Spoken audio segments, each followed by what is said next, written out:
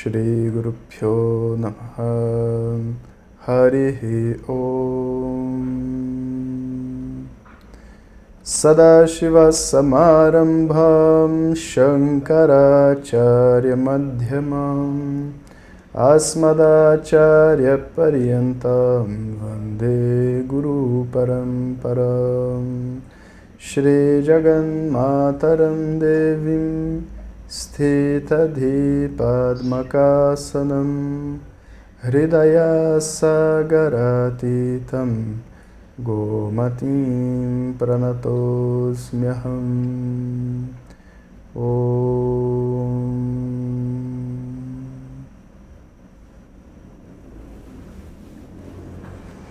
Então, sejam bem-vindos a mais uma aula. A gente vem percorrendo diversos conceitos a respeito de espiritualidade, a respeito do estudo de Vedanta e de Yoga, né? Algumas coisas são ótimas de ouvir, né? Parece até que a gente estava esperando ouvir aquilo alguma vez na vida. Outras coisas são mais difíceis, porque a gente já tem um passado de estudo, né? Ninguém chega zerado para um estudo de Vedanta, a gente tem um passado de estudo. E algumas fantasias que a gente segura, às vezes são sacudidas quando o professor dá uma explicação ou outra, né? Então é muito importante que a gente tenha um coração aberto, né, para ouvir o que tem para ser dito e ter aquela disposição de uma pessoa que é livre. É livre, posso ter feito 40 anos um determinado caminho e se um dia eu decidir que eu não quero mais fazer esse caminho, eu posso decidir parar a hora que eu quiser. Né? Então, essa liberdade, né, de pertencer a grupos, mas ao mesmo tempo não ser de nenhum grupo, ela é muito importante nesse segundo passo do caminho espiritual, vamos dizer, na vida de cada um. Né? No caminho espiritual na vida de cada um. A gente agora vai estar entrando no tema de Vedanta, né? No tema progressivamente dentro do tema de Vedanta. É como se a gente estivesse saindo da atmosfera, né? Ou entrando na atmosfera, tanto faz. Existe um atrito que ocorre entre a nave e a atmosfera, até que a gente consiga realizar essa travessia, né? Então, a gente tem que ter bastante paciência e não absorver nada nesse momento que seja simplesmente porque o professor está dizendo, porque ele estudou na Índia, ou nada disso. Tudo que tem para ser entendido nesse âmbito de Vedanta é para ser entendido por você. Não é necessário ser um gênio para estudar Vedanta. Algumas pessoas falam, você tem que ser muito inteligente para estudar Vedanta, tem que ter uma cabeça, tem que ser um matemático. Não, não tem que ser. Você tem que ser uma boa pessoa, uma pessoa simples, e o seu ego tem que ter a capacidade de largar as coisas todas que ele juntou até agora. Se isso for possível, Vedanta é muito fácil. Se isso não for possível, Vedanta vai ser muito difícil, né? Porque vai realmente colidir com as coisas que vêm vindo dentro de mim, né? As buscas humanas, como vocês devem ter assistido nessa série Conhecendo a Tradição Védica, que está no YouTube, que eu pedi para vocês verem na semana passada, elas podem ser divididas em 4 grupos. Assim é dito, né? O primeiro grupo de buscas é sempre a busca por segurança. Independente de onde uma pessoa estiver, independente do nome que você quiser dar para o tipo de segurança que essa pessoa busca, a primeira busca de uma mente é sempre a busca por segurança. Só do ser humano? Não, de qualquer animal. Então, a primeira coisa pelo fato de você estar vivo, o que você faz é garantir a sua vida. Então, nós só estamos fazendo aula de Vedanta pela internet porque as paredes aqui dessa sala estão fixas. A gente se sente seguro. A gente se sente seguro não só fisicamente, a gente sabe que a gente vai ter o que comer daqui a pouco, são 7 horas, daqui a pouco eu vou jantar. Se eu não soubesse se ia ter comida ou não na janta, a minha mente já ia ser jogada para essa segurança. Se eu tiver na dúvida, né, se a minha segurança emocional estivesse sendo afetada nesse momento, eu não ia conseguir escutar nada. Eu ia tentar reestabelecer uma conexão emocional com o professor, com os amigos, com a comunidade, com tudo. Então, a primeira coisa que surge dentro da mente é uma busca por segurança. E busca por segurança não precisa ser agradável, ela só precisa dar para a gente a noção de que estamos seguros. Uma vez que essa busca está estabelecida, o processo natural é a busca pelo conforto. Estou fazendo um resumo dessa série Conhecendo a Tradição Védica, até para quem não assistiu poder acompanhar a aula daqui para frente, tá? Mas eu sugiro fortemente que todos assistam. Se inscrevam lá no canal do YouTube, assistam a série toda, né?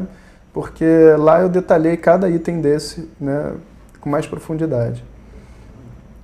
A segunda busca, então, que a gente vai ter é a busca por prazer, a busca por conforto. Só nós? Não, todos os seres são assim. A partir do momento que o passarinho construiu o ninho, onde que ele vai ficar sentadinho? Na parte mais confortável do ninho, parte mais quente. A partir do momento que o cachorro não está ameaçado por nenhuma força externa, o que ele vai fazer? Ele vai querer brincar. Nós também. A partir do momento que a gente conseguiu chegar no cinema, que a gente achou que não ia chegar e etc, está tudo certo, o que a gente quer agora? Já acabou. Chegamos. Está na nossa vez. O bilhete está ali. O que a mente vai fazer? Ela esquece. Antes, tanto fazia. Se eu tivesse qualquer lugar nesse cinema, eu estava feliz. Porque eu achei que eu ia perder a sessão, e eu ia estar vendo com outras pessoas, e eu ia me distanciar de todo mundo, e aí a festa de aniversário eu não ia participar. Mas uma vez que eu estou ali, eu vou querer sentar agora num lugar mais confortável. Estou disposto a brigar por isso. Então essa é a segunda busca. A busca por prazer, também chamada de Kama, que faz a palavra Kama Sutra. Os sutras associado ao conforto, ao prazer. Né? Artha e Kama, Artha, a segurança, e Kama, o prazer, são comuns a todos os seres. E dentro da nossa vida como ser humano, eles representam 90% daquilo que a gente faz. 90% é coisa pra caramba. Imagina, é o dia inteiro, a gente só está numa busca constante por segurança e por prazer. Se a gente consegue aliar a busca por segurança e busca por prazer numa coisa só, ótimo. Né? Isso é uma vantagem que a gente tem. Imagina, a gente pode fazer um trabalho, né, que a gente goste. Em geral, a gente tem até um problema com isso. Né? O conceito da busca por segurança é de ser uma coisa penosa. Conceito na nossa mente. Né? Então, eu não me considero fazendo um trabalho, ou seja, trabalho, segurança, olha que interessante. Quando a maneira como eu executo esse trabalho não envolve um sacrifício. Em geral, a gente tem esse conceito, né? Então, se eu faço alguma coisa que é muito divertido para mim e eu gosto e tal, não sei o quê, eu vou ter uma dificuldade, por exemplo, em cobrar por aquilo que eu faço. O que é um problema muito sério, principalmente dentro do âmbito de yoga. Por quê? Porque yoga, assim como todas as disciplinas espirituais, só funcionam quando o aluno se entrega ao processo, quando o aluno opta por realizá-lo. E, obviamente, quando o aluno troca. Né? Assim como se você for fazer uma leitura de mapa de alguém, ou fazer um ritual védico, né? A pessoa que quer o ritual, ela tem que dar alguma coisa, senão o ritual não é completo. Para você fazer a sua leitura de mão, você tem que dar alguma coisa. E para você descobrir meditação, você também tem que dar. Né? E para você entender Vedanta, você também tem que dar, porque é um ritual. Né? O conhecimento em si não tem preço. E ninguém pode pagar por ele. Ninguém pode, pensa bem. Né? O valor que o conhecimento tem, ninguém pode pagar. O valor que tem o carinho de uma mãe, ninguém pode pagar. O valor que tem a comida na vida de uma pessoa, ninguém pode pagar. Ninguém, entende?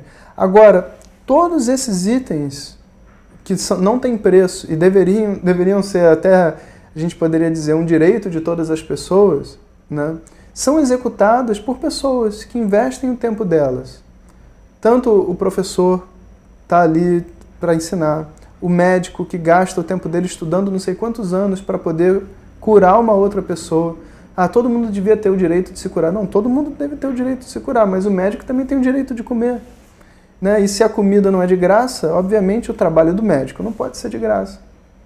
Então, a maturidade nessas duas buscas por segurança e prazer representa o quê?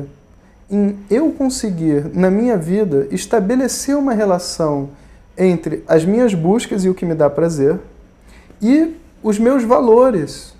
O meu suor tem que estar indo na mesma direção daquilo que eu busco, que me dá prazer e que me dá segurança. Então vamos imaginar o seguinte, né? Eu estou ganhando 5 mil reais por mês, ok? Eu estou trabalhando de sol a sol, levando uma vida, né? Tenho a minha família, tenho meu plano de saúde, tenho tudo direitinho, etc, etc. Aí eu gasto, por exemplo, 500 reais numa bolsa, assim. Compro uma bolsa, 500 reais. Por que não? Vitor Hugo, né? A nova bolsa, a sensação, eu compro a bolsa.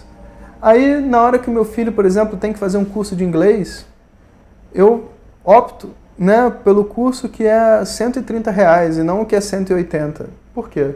Não, porque eu vou economizar 50 reais, né? Aquele não dá para fazer, 180 reais é muito dinheiro. Ou senão, não. Psicoterapia não, terapia, no máximo, eu gasto uns 200 reais, mais do que isso não dá. Mas peraí, cara, como que você gasta 500 reais numa bolsa e você não consegue gastar 200 reais num psicólogo que está ali tentando resolver os seus problemas que afetam tudo, até a bolsa, até poder se sentir bem com essa bolsa, né? Não, porque dentro da gente existe uma desvalorização pessoal. É como se o mundo tivesse mais valor do que a nossa própria estrutura. Então eu consigo gastar com os outros, mas eu não consigo gastar comigo mesmo. Eu não consigo gastar com aquilo que me faz bem, né?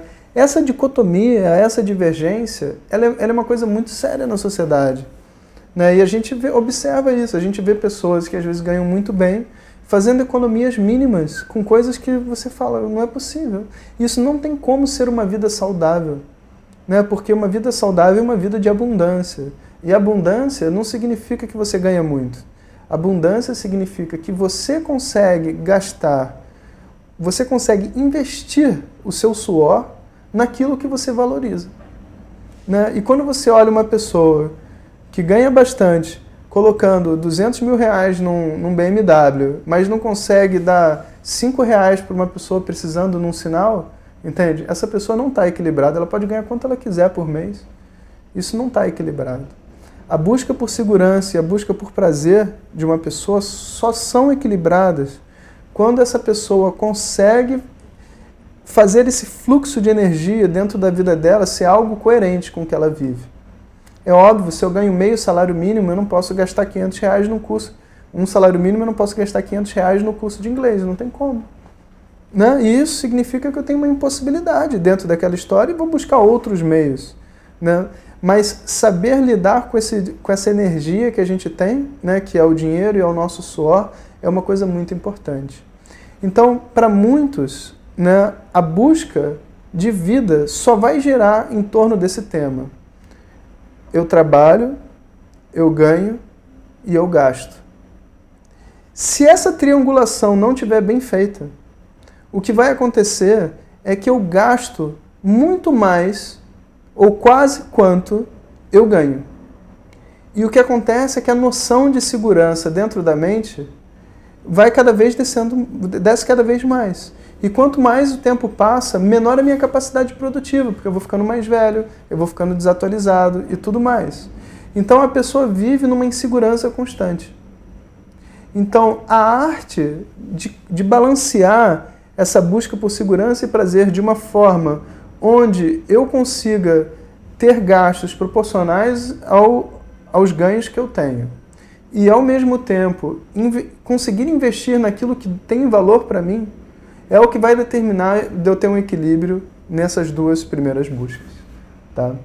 Essas duas buscas podem durar muitos anos, né, sem você sair delas, com um único pensamento ser como eu ganho mais dinheiro na minha vida e como que eu viajo para um lugar cada vez mais exótico, né? E na verdade eu nunca parei para pensar, porque o que eu ganho realmente de ir para a Tailândia, fazer uma viagem de elefante, sabe? Tem tantos lugares lindos no Brasil, Né? Eu conhecia pessoas que não têm possibilidade de viajar nem para fora do Rio de Janeiro, em termos financeiros. Né? E você conversa com elas e elas têm dentro do programa de vida delas ir para lugares muito bonitos, como por exemplo a Pedra Bonita, aqui pertinho, né? Como por exemplo o Caminho do Bem-te-Vi, não sei se vocês conhecem. São vários lugares dentro do Rio de Janeiro que são de graça e são tão lindos quanto qualquer outro lugar. Por que eu tenho que gastar um dinheiro enorme para trabalhar mais e ficar dependendo desse trabalho ainda mais? Né? Então, esse ciclo, sabe, consumista, ele é algo que a gente tem que aprender a quebrar. Né? E também conseguir investir naquilo que importa. Não só jogar o dinheiro fora, tem que conseguir investir naquilo que vai me fazer uma pessoa melhor. Isso é extremamente difícil para a gente, porque existe uma desvalorização de tudo que é oposto ao consumismo. Né? Quando a mente ganha essa maturidade, o que a gente tem é uma pessoa equilibrada, né? E que ela, dentro de si, ela não tem uma ameaça financeira, uma ameaça social. Não, ela tem a vida dela do jeito que ela pode viver e ela está satisfeita vivendo. Ok. Qual é a terceira busca, então, que surge? A terceira busca, quando a pessoa executa esse progresso, né, dessas duas buscas, ela vai entrar, então, num seguinte dilema, que é: eu não tenho como ser emocionalmente estável na minha vida simplesmente buscando tudo que me vem na cabeça. Só eu quero prazer, eu vou atrás do prazer, quero dinheiro, eu vou atrás do dinheiro, quero segurança, eu vou atrás da segurança. Não funciona muito bem assim. Existe algo na maneira como eu busco pelos objetivos na minha vida que faz muita diferença.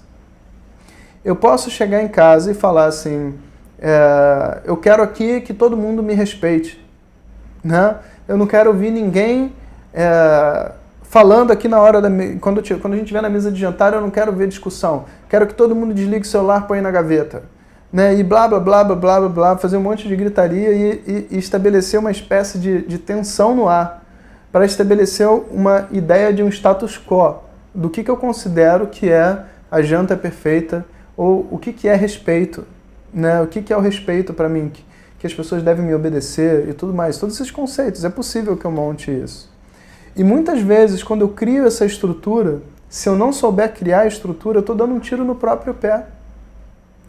Desde quando eu posso estabelecer regras de como as pessoas devem ser, como as pessoas devem reagir, como as pessoas devem falar, próprias regras, como se fosse um ditador. Eu estou estabelecendo um campo de concentração, não estou estabelecendo um lar.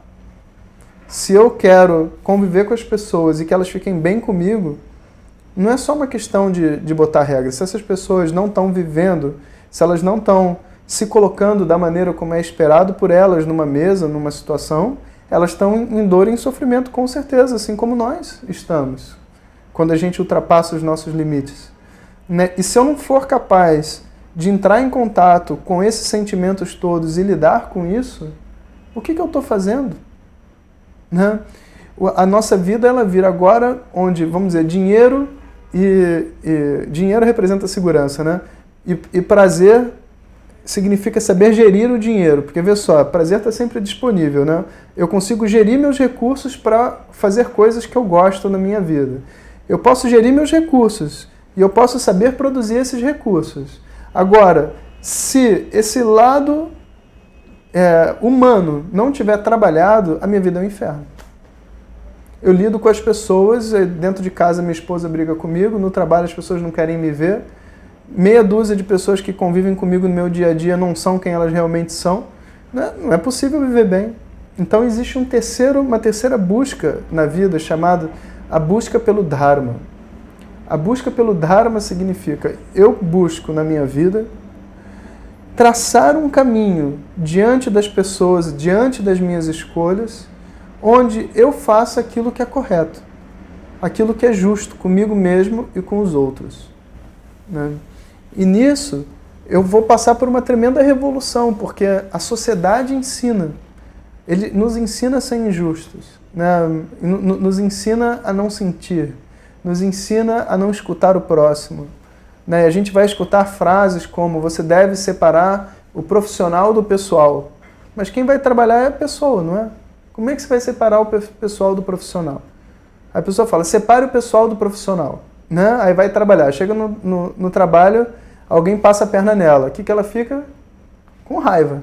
E vai se vingar. Isso é o quê? Pessoal, não tem nada a ver com o profissional. O profissional é fazer o trabalho, né?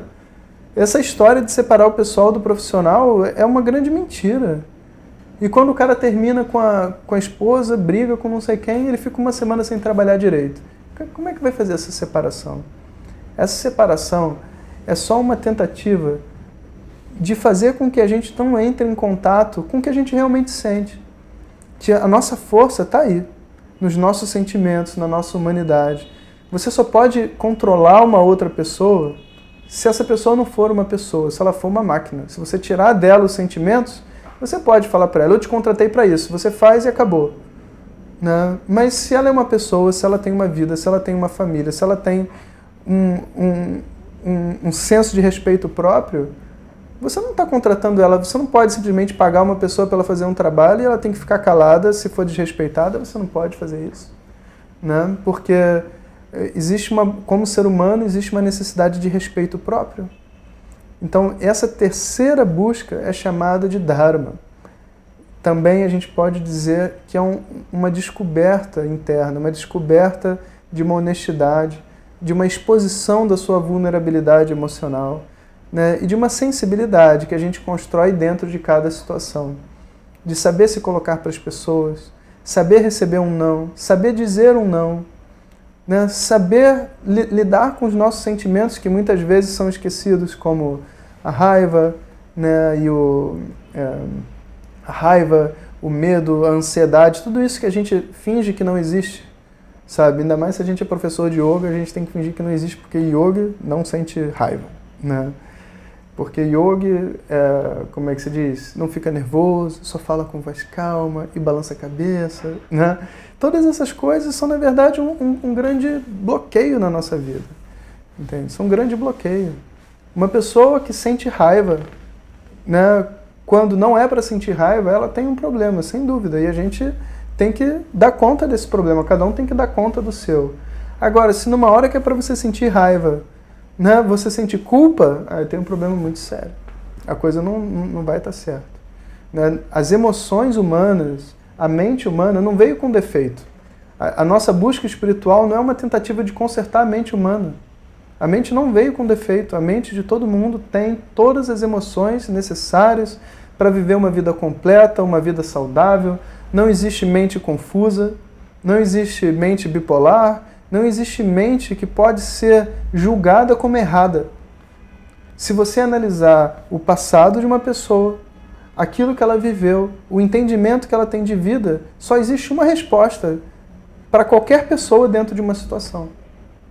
Porque a ordem psicológica é a mesma para todos. De verdade, né? A gente está sendo gerido por uma ordem psicológica. E é por isso que existem profissionais, psicólogos, psiquiatras e tudo mais que podem estudar os efeitos de traumas e acontecimentos nas emoções que as pessoas têm. Então, aquela minha sensação de que tem alguma coisa errada comigo, né, essa sensação ela tem que ir embora aos poucos. Na medida que eu vou apreciando a minha própria história, à medida que eu vou apreciando a minha própria limitação emocional e mental, né, que nada mais é do que a maneira como a mente é limitada e sempre vai ser.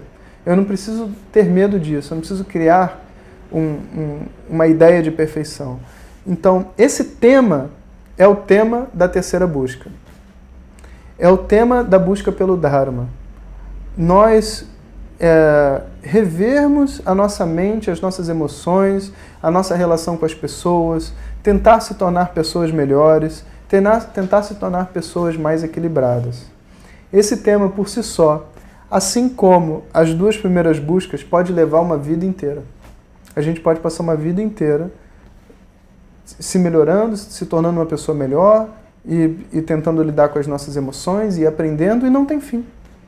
Vai ter sempre algo a mais para descobrir sobre a nossa mente e sobre as nossas emoções. Então, quanto que eu preciso desenvolver a minha mente? Da mesma maneira que você pode perguntar quanto que eu preciso de segurança na minha vida? Um tanto para ter uma vida saudável, né? Depois de um tanto, você pode continuar buscando, sempre vai ter como ganhar mais dinheiro, como ter mais segurança, como ter mais amigos, como ter mais fãs no Facebook, sempre vai ter uma maneira. Mas existe um tanto que se você tem, né, você consegue viver uma vida saudável, onde a segurança deixa de ser um problema na sua mente. Quanto de prazer eu preciso? Eu devo dedicar minha vida em me satisfazer, em ter conforto? Um tanto. Se você transformar isso numa obsessão e querer viajar o mundo inteiro, você vai gastar todo o seu dinheiro que você juntou e na aposentadoria você não vai ter nada. Não precisa disso. Né? Então, busca por prazer. Um tanto. E quanto que eu preciso desenvolver minhas emoções e a minha mente? Um outro tanto. Todo mundo sabe o tanto que precisa. Né? O tanto que eu preciso para poder viver com a pessoa maluca que eu sou, né? Com carinho, com amor, com paciência comigo mesmo. Enquanto houver a necessidade e essa pressão interna de ser diferente, a busca por um desenvolvimento emocional deve continuar. A partir do momento que existe dentro de mim um entendimento a respeito das minhas limitações e um saber lidar, onde as pessoas em volta de mim não são vítimas desse monstro que eu sou, ok, deixa o monstro lá, porque não tem fim. Né? O monstro vai continuar monstro sempre. Né? E na verdade não é um monstro, é uma criança. Não é um monstro, entende? Esse monstro, na verdade, é uma criança. Então, uma vez que você aprecia essa criança interna e deixa ela ser do jeito que ela é, você vai olhar para a sua criança, assim como você olha para uma criança do lado de fora. Né? Um tanto você tem que ajudá-la, um tanto, mas o outro tanto ela é desse jeito, está tudo bem. Né?